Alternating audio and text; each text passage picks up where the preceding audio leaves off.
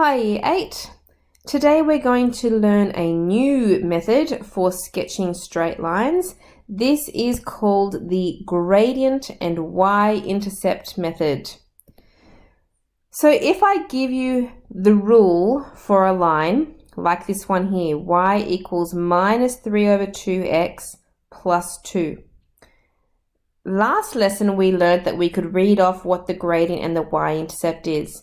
And if we practice that, the gradient is the number that's in front of that x. So my gradient is equal to 3 over 2.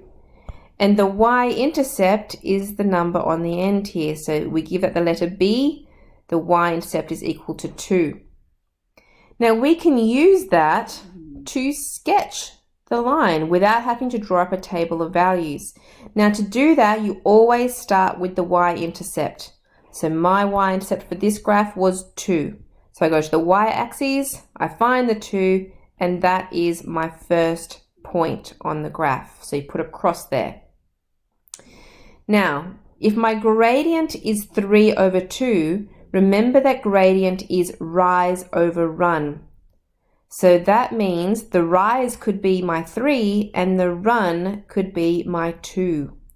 So I always start from my y-intercept and I want to rise 3, so I count 3 spaces up. 1, 2, 3 spaces up, and I run 2, which is 1, 2 spaces across, and that is my second point on that line. Now you only need 2 points on a line, and from there you can just connect it up. And there's my line drawn. Let me show you that again. It's quick, isn't it? It's very quick once you get the hang of it. So we look at our equation and I go, my gradient is the minus 3 and my y-intercept is that minus 3. They're both minus 3. So we start with the y-intercept. My y-intercept, find the y-axis, and I go down to minus 3. Put across. My gradient is negative 3. Now, a gradient, we want a rise and a run. If you've only got one number there, see the last one I had a fraction, so I had a rise on the top and a run on the bottom. If you don't have a fraction, all you do is you put it over 1. Okay, so I have rise, I have 3 over 1, rise 3, run 1. Now the thing is that I have a negative there. So when that happens, what I like to do is I always rise. So I'm going to rise 3. If it's a positive gradient, when I do the run, I go to the right-hand side, like I did in the last question. I went up and I went across to the right because it was positive. If it's a negative gradient, I go up, but I go across to the left for the negative side. So from here, at negative 3 is where I start. I'm going to rise 3, 1, 2, 3 spaces up, and I'm going to go 1 space to the negative side. Okay, and join those together, and you'll see that that is a negatively sloping line. It is possible to go in the other direction. Some people tell you to go down and then across, but I find it's always easier because it says rise over run. I always want to rise. I go to the right if it's positive, I go to the left if it's negative, and that's easy to remember. Okay, so let's try again for question 3. My gradient is the 7 over 2 and my y-intercept is the 5. So the y-intercept, I start here at the 5 and then I want to do my rise over my run. Now this is probably a good example of when we may want to go down because I can't rise 7 places from here. I just don't have enough space on this graph here. So instead I'm going to have to go down.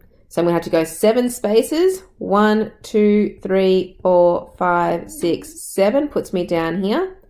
And then I'm going to have to go 2 spaces, but I'm going to have to go this way, 1, 2 spaces, so that's a positive gradient. Okay, we want it going up, we want it positively sloping. Okay, now this doesn't happen very often though. Most of the time you can stick to the up and across, like I was showing you in the first 2 questions. It's only because my graph is not big enough that I had to go the other direction. Okay, so for question 4, my gradient is the minus 4 over 5. My y-intercept, my b, there's nothing there. That means it's a 0. So I start with that. My y-intercept is 0 right here on the center. My gradient is 4 over 5. So we always do the rise. 1, 2, 3, 4. Because it's negative, I'm going to go to the left side. 1, 2, 3, 4, 5. Rise over run. Rise 4, run 5 to the negative side. Okay, and draw a line going through. That wasn't very straight. Hopefully yours is better. Okay, on the next page, you've got to keep practicing.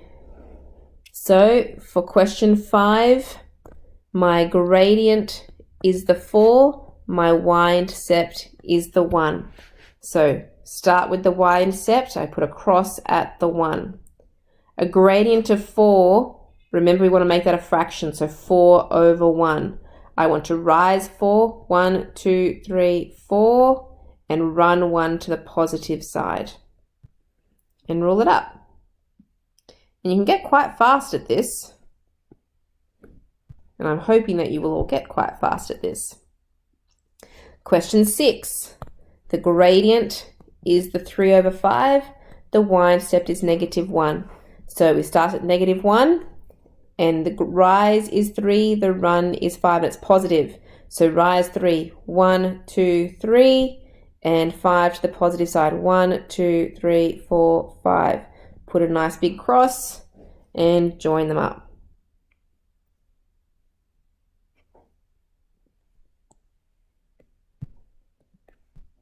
Okay, getting faster already, aren't we? So next one, gradient is minus 3 over 2 and the y-intercept is minus 3. So put a cross at minus 3. It's a negative gradient, so we're going to rise 3. 1, 2, 3, and go 2 to the negative side. 1, 2, cross. Okay, rule it up. And you can draw lots of lines much faster this way than having to draw up tables of values. So this question, my gradient would be a 1 because it would be the number that would be in front of that x. So my gradient is equal to 1, or that also means 1 over 1 because we need a rise and a run there. So gradient is 1 over 1 and my y-intercept is the negative 1. So it's very important that you always start with that y-intercept first because that's where we start doing our rise and our run from. So from negative 1, I want to rise 1, run 1 to the positive side. And that's it. Done, done.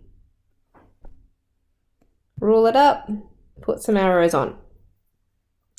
Okay, so time to practice. Here is lots of questions for you to try. Just start by doing 1 or 2 and check your answers to make sure that you're understanding and getting it correct.